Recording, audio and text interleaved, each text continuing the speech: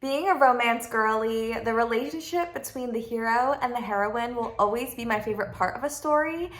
But being a paranormal and sci-fi girly too, there's just something about a really good monster. And I don't mean monster romance, although I do kind of have a little bit of that going, obviously. But I do just love a good villain. And there's the human villains, and there's also the monster villains. And looking at my books that I've written, I realized that I do monsters a little bit of a lot.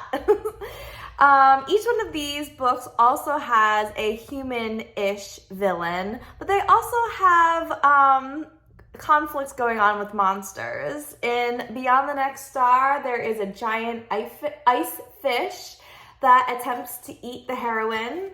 In Sight Beyond the Sun, there are basically giant tuis that live on the planet.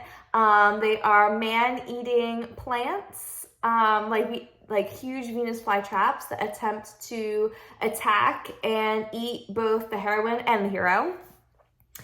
And in Sweet Last Drop, her brother turns into a zombie vampire and tries to kill everybody by eating their hearts. So there's a lot of monsters going on.